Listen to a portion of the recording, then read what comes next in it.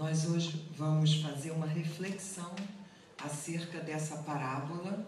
Sabemos que parábola é uma história cujo conteúdo é moral, e Jesus usou dessa didática, sabendo que isso atingiria a mente de toda a humanidade, pois parábola faz com que nós pensemos e aos poucos fazemos a reflexão acerca da história e com isso vamos descobrindo determinados cantinhos cujo texto foi tecido, no caso aqui por Mateus, para que assim consigamos apreender a lição do nosso Senhor Jesus, que é o Cristo de Deus.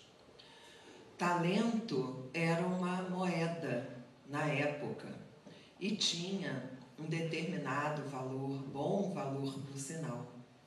E esse valor foi considerado pelo nosso Senhor para ensinar de forma didática, trazendo para o nosso dia a dia, a fim de irmos sublimando os seus ensinamentos, que tem várias metáforas, para que assim possamos compreender o conteúdo, o teor espiritualizante das suas parábolas, nesse caso, a parábola dos talentos.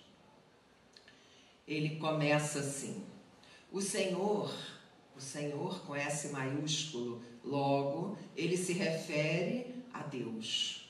O Senhor age como um homem que, tendo de fazer longa viagem fora do seu país, chamou seus servidores e lhes entregou seus bens. Interessante, se nós pudermos fazer uma análise no campo da reencarnação, todos nós, quando retornamos à carne, trazemos bens em nós. Deus, o nosso Pai, Ele permite que na longa viagem que nós fazemos, tragamos bens, sementes luminosas, para que possamos fazê-las brotar, irrigando-as, fazendo com que elas se tornem fortalecidas pela nossa vontade, e assim, esse bem, que poderíamos aqui dar o nome de talento, pode assim multiplicar. Vamos então adiante. Depois de dar 5 talentos a um, 2 a outro e 1 a outro, cada um segundo a sua capacidade, percebamos que todos nós só podemos multiplicar esse bem quando nós temos capacidade. Necessário é saber que isso é possível capacitar. É preciso que nós nos capacitemos, porque se eu, espírita, já sei que sou imortal, reencarno com um ou vários bens que Deus, com a sua bondade e misericórdia, me confiou, então eu preciso me capacitar para que possa multiplicar esses bens divinos. Vamos então acompanhando dentro da nossa singela avaliação. Partiu imediatamente. Depois dele ter dado, ele partiu. Deixou o livre-arbítrio para que cada um agisse de acordo com a sua condição. Segundo nós entendemos, nós chegamos aqui de uma maneira, porém, no decorrer da nossa caminhada na reencarnação, podemos melhorar. Mas isso exige de nós esforço, exige de nós seriedade para conosco, vigilância, observação severa até em relação a nós, para que nós possamos capacitarmos-nos e assim multiplicar os bens que Deus nos confiou. Vamos seguindo. Então, o que recebeu 5 talentos Foi-se, negociou com aquele dinheiro e ganhou 5 outros. Vejamos a capacidade desse que recebeu 5 talentos, 5 bens divinos. O que ele fez? Ele multiplicou, ele investiu na condição de ser um espírito imortal. Não perdeu tempo, porque sabia que o Senhor depois ia prestar contas com ele. Assim nos conta a parábola. Então o que ele fez? Ele não perdeu tempo, ele não foi aquele que o seu Osmar leu, que era ocioso, um preguiçoso ocioso. Não, absolutamente. Ele começou a perceber qual o caminho seguro, que faz com que o ser, muitas das vezes, se sacrifica. Porém, com serenidade, ele vai conquistando a multiplicação desses bens que são divinos. O que recebera 2 talentos, ganhou do mesmo modo outros tantos. Então, de 5 virou 10. O de 2 virou 4. O que recebeu 2 conseguiu também investir naquele bem, naquela preciosidade que somente o espírito acordado percebe. O espírito que está atento nota o que deve fazer para multiplicar, que seja 2 talentos, mas vejamos que são divinos. Então, ele também não perdeu tempo e de 2 virou 4.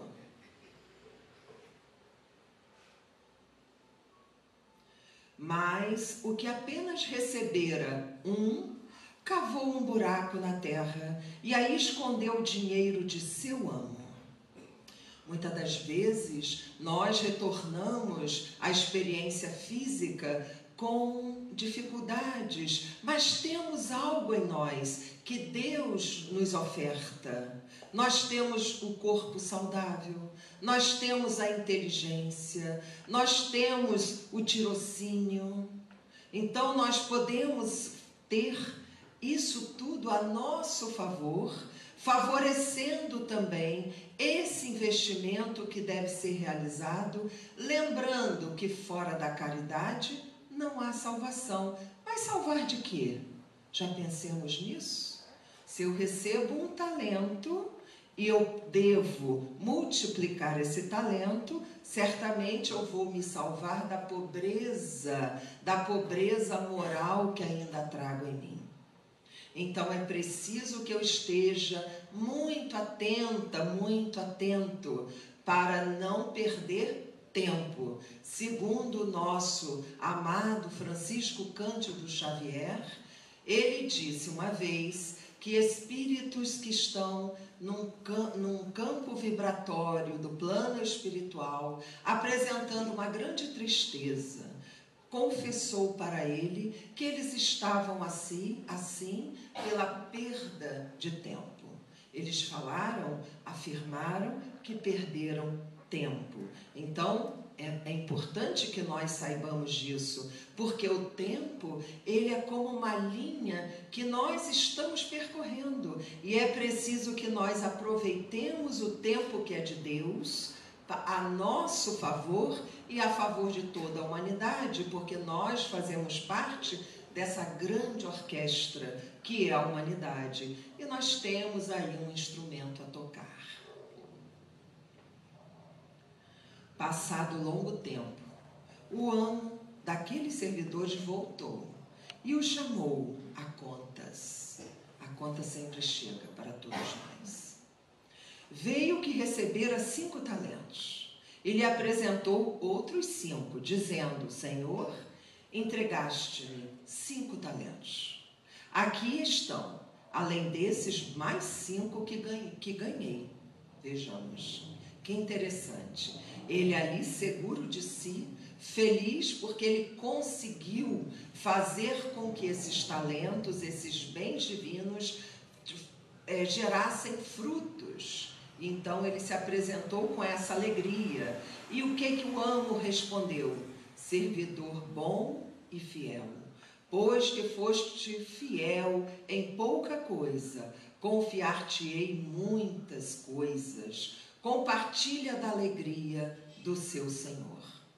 Segunda página sobre a paz, que seu Osmar leu para nós muito bem, ele disse que nas altas esferas espirituais, a serenidade, a paz, lá é conquistada através do trabalho. Não foi isso, seu Osmar? É conquistada através do trabalho. Eles, esses irmãos superiores a nós, eles não cruzam os braços, ao contrário, eles estão sempre submissos à vontade de Deus, que é amor, como João, o apóstolo, nos ensinou. Deus é amor. Então, eles estão sempre submissos ao amor, com A maiúsculo, porque as suas leis são leis sábias, soberanas e imutáveis. Então, esses irmãos conquistam a sua alegria, a sua serenidade, através do trabalho constante. Estejamos em que momento estivermos de nossa existência, procuremos, busquemos trabalhar a nossa mente para despertá-la. Sempre há algo a aprender, a apreender, como espíritos que somos imortais, considerando que tudo aquilo que nos chega de bom ou de desagradável é decorrente das nossas atitudes ou, didaticamente falando, são os resultados daquilo que não conseguimos provar. Portanto, é preciso começarmos a pensar sobre isso, não uma vez, mas constantemente. Daí vamos tendo a nossa consciência acordada há mais tempo. Joana de Ângeles afirma, através de Divaldo Pereira Franco, que nós, a maioria de nós, não falo percentual, mas uma grande parte da humanidade vive o sono consciencial. Ora, estamos conscientes, de repente caímos na inconsciência, ou seja, deixamos à deriva o barco da reencarnação. É um perigo para nós. É necessário que nós estejamos sempre buscando ter consciência do que fala, do que faz, do que pensa, para que nós possamos tomar as rédeas, pegar o remo da nossa embarcação e seguirmos no mar da nossa vida. Se aparecer ondas grandes, estaremos atentos, fortes e corajosos para fazermos com que essas ondas se tornem degraus evolutivos para nós. O que recebera 2 talentos apresentou-se a seu turno e lhe disse: Senhor, entregaste-me 2 talentos, aqui estão, além desses, 2 outros que ganhei. O amo lhe respondeu: bom e fiel servidor, pois que foste fiel em pouca coisa, confiar-te-ei muitas outras, compartilha da alegria do teu Senhor. Vejamos que o soberano Senhor, Ele não exige de nós aquilo que nós ainda não somos capazes de dar. É muito interessante essa misericórdia que Deus tem para conosco. E quando Ele fala que esse servidor que conseguiu multiplicar, tanto de 5 talentos como de 2, Ele chama de servidor bom e fiel. E no grego, essa palavra vem da palavra fé, fides. Então, quando nós somos fiéis a Deus, nós estamos exercitando a fé que temos em Deus, na sua sabedoria. Nós não podemos, não devemos, vamos pensar assim é melhor, não é? Trocando o verbo. Nós não devemos achar que nós estamos acima das leis de Deus. Devemos compreender que nós estamos mergulhados no mar de fluidos e que a tudo responde. Se eu emito som saudável para dentro desse fluido cósmico universal, esse som ele vai até outros ouvidos que estão em sintonia com ele. Se eu emito algo desagradável, algo que fere, esse som irá se associar a mentes que também se comprazem com aquele som. Estou falando de som, mas podemos falar de várias outras coisas, de pensamentos. Quando não são vigiados, nós devemos estar atentos, perguntar a nós mesmos: por que estou tendo esse pensamento? Será que é isso que Deus quer de mim? Será que eu vou ter algum lucro moral, espiritual, nutrindo em meu coração esse pensamento? E por aí vai. As atitudes, elas devem ser percebidas por nós, porque nós somos os juízes de nós mesmos. Alguns irmãos de outros segmentos religiosos informam a todos nós que ao desencarnarmos, ao morrermos, conforme o termo dito, nós iremos estar num tribunal, em que lá haverá um juiz. Com a doutrina espírita, nós entendemos que o juiz somos nós. Porque tudo aquilo que nós pensamos, tudo aquilo ressoa. Hoje os físicos quânticos já falam sobre isso com propriedade.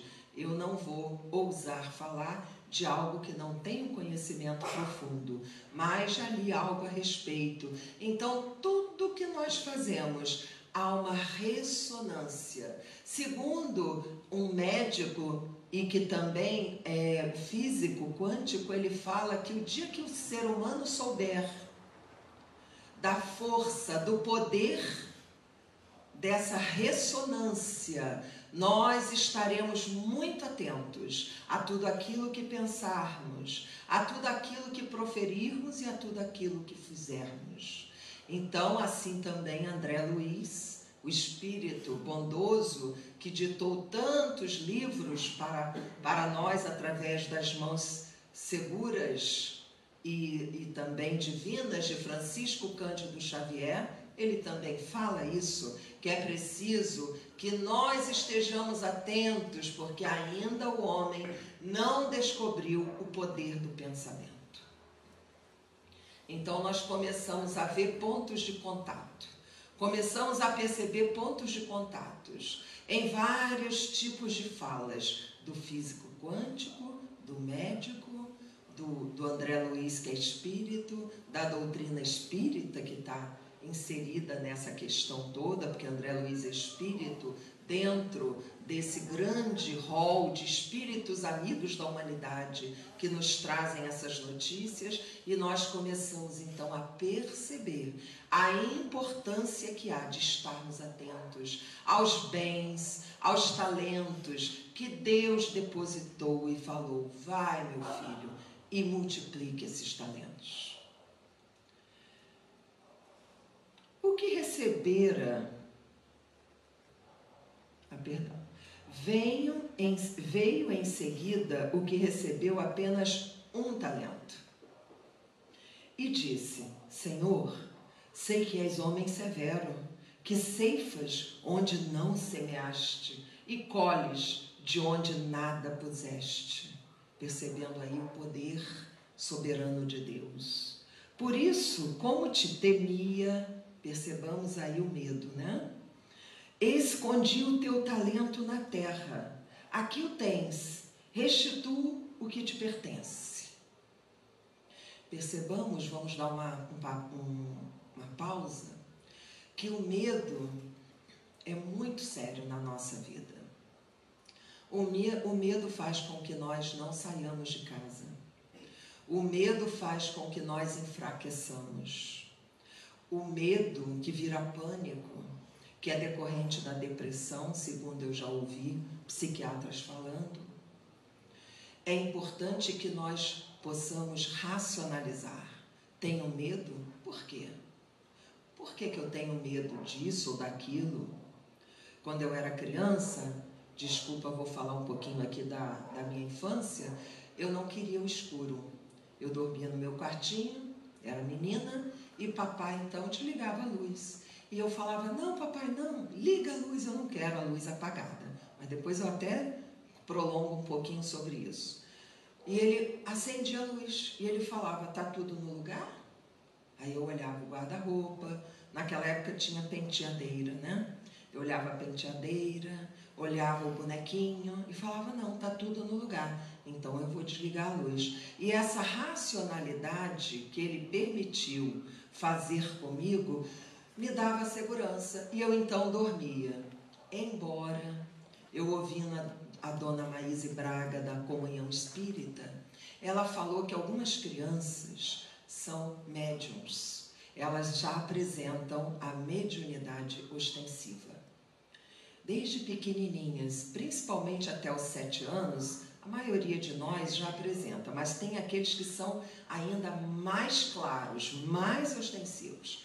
E eles, então, eles pedem para deixar a luzinha acesa, porque eles percebem os espíritos. E nós, educadores dos nossos filhos, os primeiros educadores, nós vamos com a nossa severidade e falamos, não, terá que dormir no escuro. Mas dessa senhora, Maíse Braga, ela explica que é preciso que nós tenhamos um pouco mais de flexibilidade.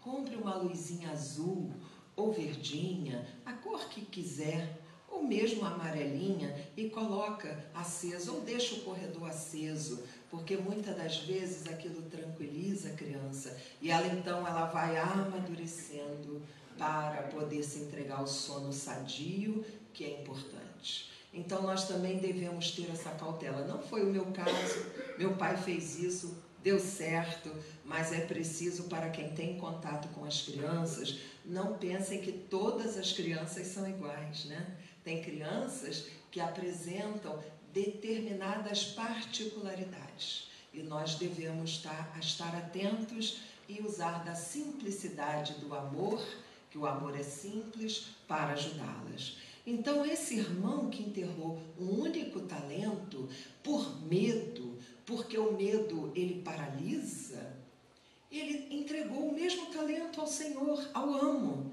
E vamos ver o que o amo disse.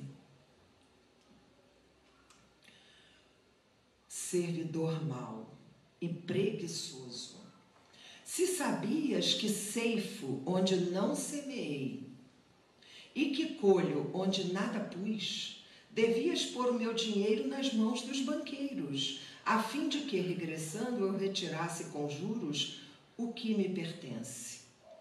Nessa fala aqui, podemos colher algum ensinamento no campo da lei de causa e efeito.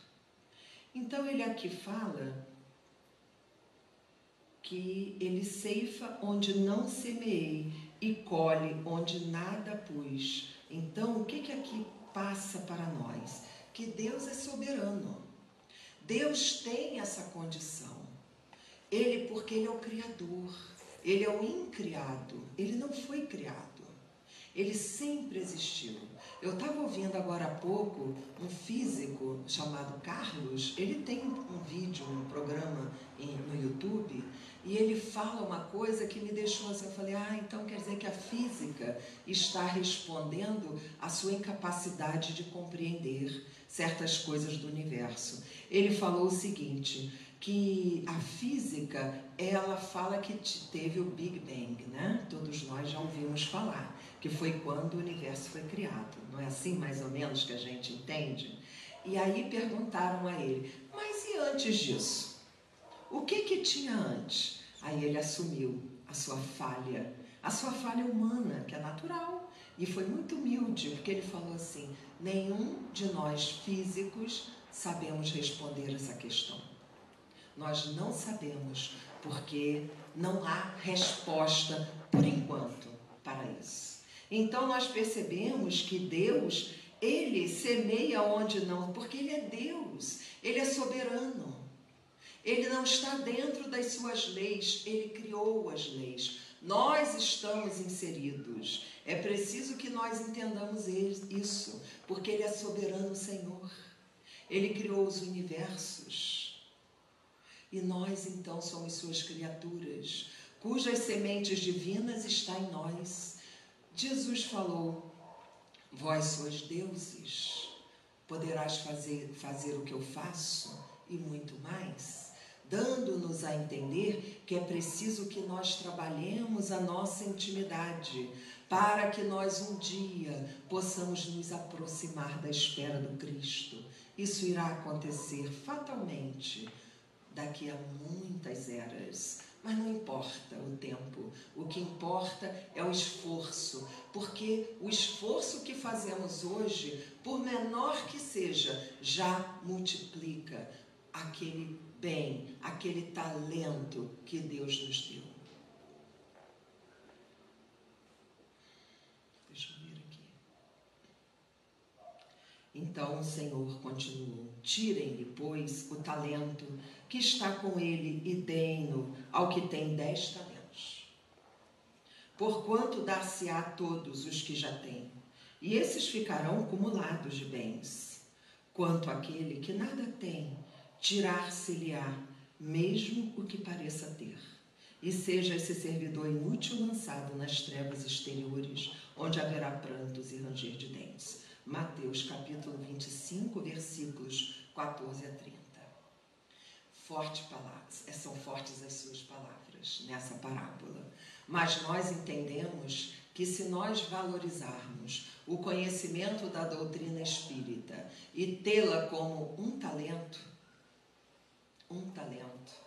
nós poderemos multiplicar em nós inúmeros outros talentos, porque nós, nesse campo espiritualizante do ser, que faz com que a matéria se espiritualize, é importante entendermos que as nossas percepções, elas começam a se espiritualizar, elas se ampliam, e aí nós começamos a ter uma visão mais ampla da vida.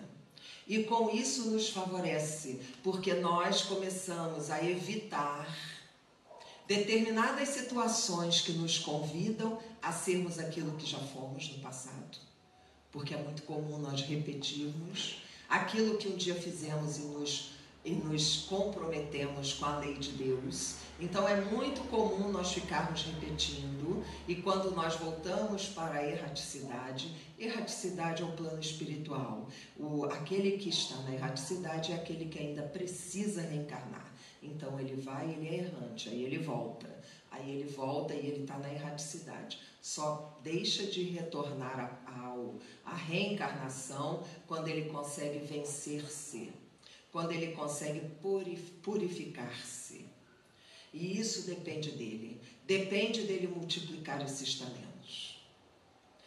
Nós temos, meus irmãos, um conhecimento que muitas das vezes nós nem acreditamos que temos. Não é para nos envaidecer, absolutamente, porque se for envaidecer, é preciso que Deus nos tire esse talento, para que nós não venhamos a nos comprometer ainda mais. Se nós usarmos o talento do entendimento, da compreensão das leis, da vida de Jesus, de tudo aquilo que preenche o nosso ser de luz, de amor, de vida, se nós não soubermos usar, nós iremos responder por isso. E talvez teremos que voltar num ambiente muito longe do conhecimento que hoje começamos a ter contato, a nos aproximar. Embora seja pouco, porque é o infinito que temos ainda a aprender, esse pouco que poderíamos traduzir como um talento, ele faz a grande diferença em nós. É importante que nós estejamos muito atentos, e determinadas pessoas, quando leem essas páginas, que é o capítulo 16 do Evangelho segundo o Espiritismo, que fala inclusive do emprego da riqueza, e aqui nós começamos a entender que a riqueza é um talento. A riqueza material, ela é um talento, e nós somos os usufrutuários, mas é preciso que nós criemos providências para usar, para direcionar a riqueza material. Mas existe também a riqueza íntima, a riqueza moral. Nós podemos ser gentis com as pessoas. Ser gentil, segundo alguns espíritos, é a primeira caridade que devemos ter para com o próximo. E muitas das vezes confundimos a palavra arrogante, a palavra que traz uma dificuldade na sensibilidade do outro, com coragem. E não é nada disso. Coragem é você receber um insulto, é você ser danificado em alguma coisa e você ter a coragem de perdoar, porque não é fácil. É mais fácil nós atingirmos o outro com a mesma moeda que o outro, com a mesma, não dar a outra face. Então nós oferecemos sempre a mesma face. Você me ofendeu, eu vou ofender também. Você me tratou mal, eu vou tratá-lo mal também. E a diferença que há dentro do Evangelho de Jesus, que a doutrina dos Espíritos nos convida a reflexionar, é que nós devemos usar a nossa capacidade, o bem do entendimento, da reflexão, o bem de penetrarmos na intimidade das letras e tirarmos o espírito da letra, para assim podermos compreender como agir quando estivermos sendo atingidos. É um desafio maravilhoso. Joana de Ângeles tem um livro chamado Dias Gloriosos. Aí eu comprei o livro. Falei, nossa, Dias Gloriosos, quero saber que dias são esses. Quando você lê o livro, você chega à conclusão que são esses dias que nós estamos vivendo. Dias cheios de dificuldades, de desafios, problemas morais, problemas financeiros. A gente fala, meu Deus, Joana de Ângeles chama esses dias de gloriosos? Isso irá me levar a uma glória? Como que eu posso glorificar esses dias? Se eles são tão difíceis de serem vividos, é como um deserto que a gente atravessa. E aí, conforme você vai lendo o livro dela, você vai entendendo que são inúmeras oportunidades de amadurecermos, de avançarmos no senso moral. Embora seja desafiadores esses momentos, não é nada fácil. Exige coragem, exige fé na soberana justiça e bondade de Deus por nós. E também exige fé em nós, porque se nós somos seus filhos, foi depositado os bens que aqui fala dos talentos em nós, então por que não, meus irmãos? Por que não investirmos nessas sementes que brilham em cada coração? Porque nós somos filhos do amor. Aquele que se encontra numa condição muito difícil, viciosos, pessoas com dificuldades em vários aspectos morais, nós geralmente usamos um termo muito desagradável. Nós falamos, esse não vale nada, esse não presta para nada, esse não adianta. Estamos equivocados, bem equivocados. Esses são nossos irmãos, que também têm o amor a brilhar em seus corações. E eles terão, sim, certamente o seu momento do Big Bang. Irá eclodir dentro deles essas luzes, esses bens divinos que Deus colocou em cada um de nós e colocou neles também. Há situações que percebemos em alguns irmãos que conhecemos com muitas dificuldades morais. Irmãos que nós também temos dificuldades morais, mas eu estou falando daquelas que são muito visíveis. Às vezes em nós tem até maiores, é só que nós camuflamos. Mas nesses que são muito visíveis, que nem sequer têm consciência que aquilo é um mal, muitas das vezes esses irmãos, em dado momento, numa determinada prova, que os faz sensibilizarem-se, eles despertam. E naquele momento, eles estendem a mão e ajudam muitos. Isso é um fato. Muitas das vezes nós desacreditamos do ser humano, mas isso não deve acontecer em nossos corações. Devemos alimentar os nossos corações sabendo que todos irão seguir adiante, mesmo aquele que erradamente julgamos com tantas dificuldades, pensando que aquelas dificuldades será o grande empecilho, mas esquecemos às vezes de ver a grande trave em nossos olhos, conforme Jesus nos falou. E nesse mesmo capítulo 16, tem aqui as instruções dos Espíritos que fala da verdadeira propriedade. Quais bens seriam aqueles que eu me aproprio, aqueles que de fato são meus, que eu poderei chamar de verdadeiro, de verdadeiros ou de verdadeiros se for um só. Então, nesse texto, nós temos aqui um espírito protetor que passou essa mensagem em Bruxelas no ano de 1861. Ele fala o seguinte, que o homem só possui em plena propriedade aquilo que lhe é dado levar deste mundo. Dá para a gente fazer agora uma ponte com a parábola dos talentos? Quando os servidores entregaram ao amo os talentos multiplicados, o que eles levaram? Eles levaram aquilo que de fato eles puderam levar deste mundo. Porque se nós voltarmos da mesma maneira que chegamos aqui, talvez a nossa consciência irá gritar: eu fui uma serva, um servo mau e preguiçoso, porque eu não me adiantei, eu não evoluí, eu não melhorei nada, e muitas das vezes eu pude até ter agravado alguma das minhas dificuldades. Então aqui fala que a verdadeira propriedade é aquela que nós podemos levar deste mundo. Agora há pouco eu estava conversando com uma grande amiga, cujo filho desencarnou já faz alguns anos. E passados 5 anos, ela falou que precisou ir ao cemitério, né, ao lugar santo, como muitos falam, e pediu para abrir a cova para ter espaço para outros da família. E ela então assistiu, ela é espírita, estava em prece, assistiu, seu filho tinha sido enterrado ali, ele já desencarnou com mais de 30 anos, então quando ela olhou, não tinha sobrado nada.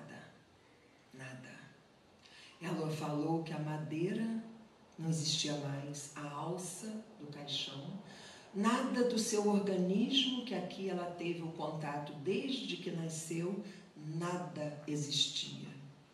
Aí ela conversando comigo, eu estava na cozinha da casa da mãe dela, ela falou: Ana, nós realmente não levamos nada que é material. E eu falei: é verdade, minha amiga.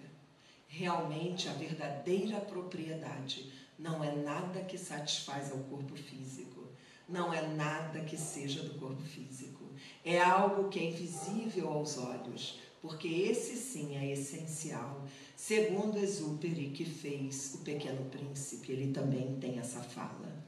Então, tudo aquilo que nós podemos levar deste mundo, isso sim é a verdadeira propriedade. E diferente daquilo que nós encontramos aqui. Porque aquilo que encontramos aqui é aquilo que nós podemos gozar, no sentido natural da palavra. Uma criança goza do bercinho, das roupinhas quentes, confortáveis, dos seus brinquedos, da escola, mais tarde da faculdade, e ela vai adquirindo conhecimento, ela vai amadurecendo no contato com o próximo, com as diversas condições morais e espirituais que outros têm.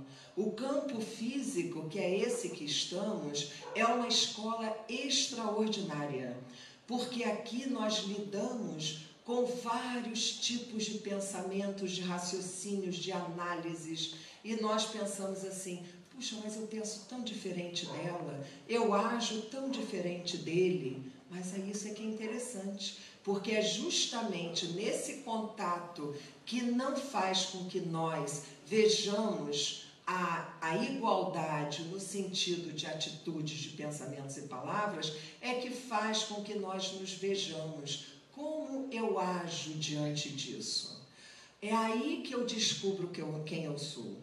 Porque se eu estou num ambiente em que todos são parecidos, são semelhantes a mim, é claro que ali eu vou ser a melhor pessoa do mundo, porque eu não estou sendo testada. Mas quando nós mergulhamos no corpo, aí nós vamos encontrar aquele irmão que foi aquele do passado, a quem eu magoei ou me magoou. Mas eu venho com os talentos divinos em mim, para que eu olhe para ele e pense, um de nós feriu um ao outro, que eu peça perdão a ele, ou o perdoo também, porque ele hoje é o meu irmão de sangue. Então mergulhar na carne é o grande desafio. A Maíse Braga, agora está me vindo aqui uma fala até um tanto cômica, porém real. Ela disse que um certo senhor virou para ela e falou assim, nossa, eu vejo as pessoas vindo aqui na comunhão espírita, reclamando de seus familiares, falando que é uma dificuldade enorme lidar com aquelas pessoas, e eu tenho 3 filhos homens, nos damos muito bem com esses filhos, eu e minha mulher, somos amigos, viajamos juntos, é uma maravilha. Então eu não tenho nada a falar. Eu agradeço aqui tudo que eu ouvi, porque ela tinha falado do intercâmbio, do relacionamento na família, que muitas das vezes são reencontros de existências passadas justamente para se burilarem, para amadurecerem. Aí ele se levantou, agradeceu e foi embora. Aí o espírito amigo virou para ela e falou assim, pois é, né, minha irmã, mas ele não sabe as noras que chegarão para ele. Então, meus irmãos, sempre chega aqueles que irão fazer com que os nossos talentos se desabrochem. Ele não ficará enterrado, a não ser que nós queiramos. A não ser que sejamos aqueles que não queremos nunca nos aborrecer, nunca conversar. A gente pode até não querer nos aborrecer, mas é preciso pelo menos agir com o pensamento, enviando luz para aqueles que nós temos tanta dificuldade muitas das vezes. Então ele continua aqui falando, forçoso porém que é a abandonar tudo isso que é da carne. Não tem das suas riquezas a posse real, mas simplesmente o usufruto. Nós usamos a riqueza, usamos tudo aquilo que nos serve na terra. Que é então que ele possui? É uma pergunta. Então a resposta, nada que é de uso do corpo, tudo o que é de uso da alma, a inteligência, olha aí os talentos, os conhecimentos, tudo aquilo que adquirimos nós não perdemos. O que nós conquistamos ficará conosco. As qualidades morais, que são inúmeras, não é mesmo? Isso que ele traz e leva consigo, o que ninguém lhe pode arrebatar. Não tem ladrão que roube, não tem traça que corroa, não tem ferrugem que dê nessas qualidades que aqui falamos, nesses talentos. Isso que ele traz e leva consigo, o que ninguém lhe pode arrebatar, o que lhe será de muito mais utilidade no outro mundo, no plano espiritual, do que neste. Depende dele ser mais rico ao partir do que ao chegar. Essa é a proposta da reencarnação. Visto como, do que tiver adquirido em bem, resultará a sua posição futura. Qual a posição que nós queremos ter no futuro? A posição que nós aqui estamos buscando nos referir é a posição moral, emocional, psicológica. Eu quero tanto um planeta regenerado. Eu quero tanto viver num planeta em que o bem predomine. Não é assim um planeta regenerado? Mas, quando alguém faz alguma coisa, eu aponto o dedo, eu acuso. Eu traio a confiança de um amigo ou de uma amiga. Eu faço com que alguém se sinta mal por algo que eu tenha dito. Eu critico de forma ferina, sem construir nada. Então eu estou agindo para um planeta que um dia será regenerado? Eu quero de fato esse planeta? E o que eu faço para que esse planeta se regenere? Qual a minha posição hoje, como espírita cristão que sou, que somos, para um dia eu pensar, eu participei dessa construção, dessa humanidade, eu fiz parte dessa humanidade.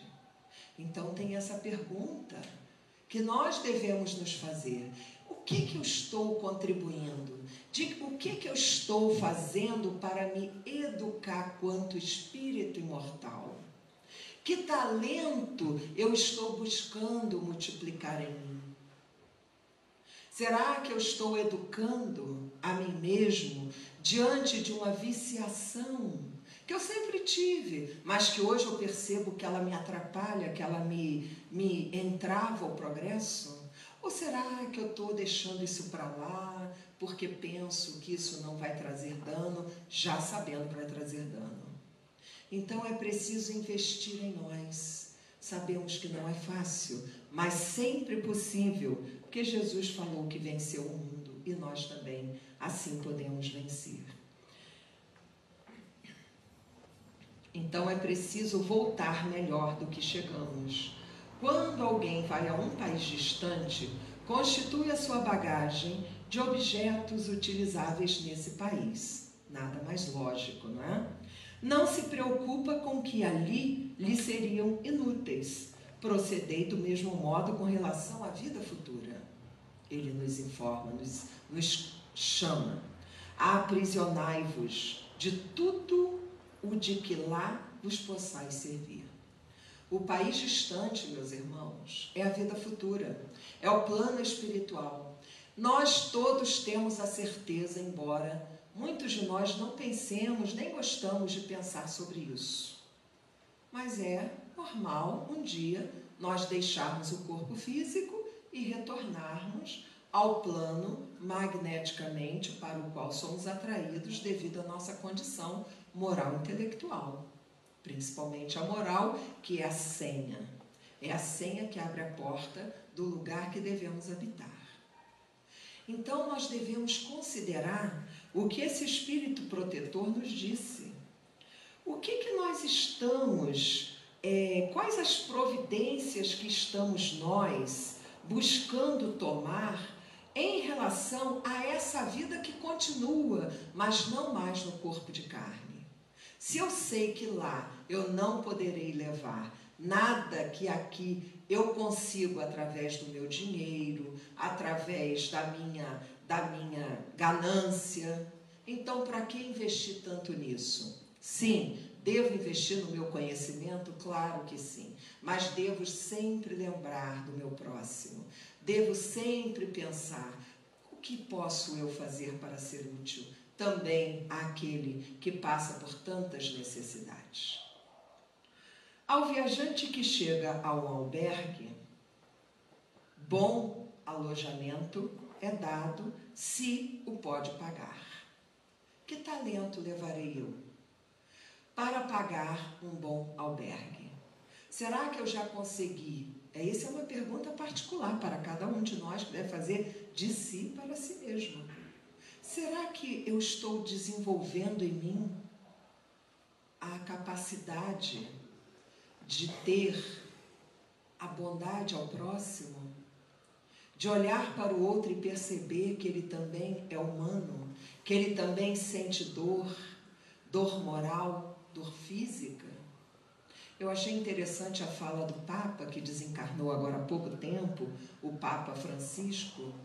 Ele falou uma coisa que eu nunca tinha pensado. Ele falou assim, é um vídeo pequenininho, quem me enviou foi a Dolores, uma querida irmã daqui da nossa casa.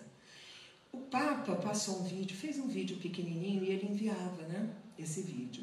E então ele falou assim, existem as doenças incuráveis, mas também existem as doenças incuidadas. Eu falei, ué, o que ele quer dizer com isso, né? Então ele falou que mesmo quando estamos, por exemplo, ele deu lá um exemplo, numa doença terminal, uma doença que já está mostrando a bandeirinha, né? Aquela bandeirinha da corrida, já terminando a corrida da vida física, mesmo assim nós devemos cuidar de nós mesmos. Devemos perceber que é preciso também ser cuidado. Aqueles que estão conosco, sejam quem forem, filhos ou pais, às vezes os filhos também vão primeiro, né? Devem cuidar, mas também é preciso eles serem cuidados. Então, é como se houvesse uma relação íntima dessas duas partes e muitas vezes de outras partes também. É claro que se nós formos nos aprofundar nesse tema, nós chegaremos até o governo, não é? Porque o próprio governo teria ou tem, né, que tomar medidas que faça com que todos sejam cuidados, não só aquele que está passando por esse processo, como também aqueles que estão cuidando. Então, o Papa ele desenvolveu esse tema com poucas palavras, uma palavra tão simples. Quisera eu ter aquela simplicidade para falar. Eu admirava muito a forma que ele tinha de falar. Ele falava de coisas sérias e assim, numa conversa, com a sua simplicidade de vida, né?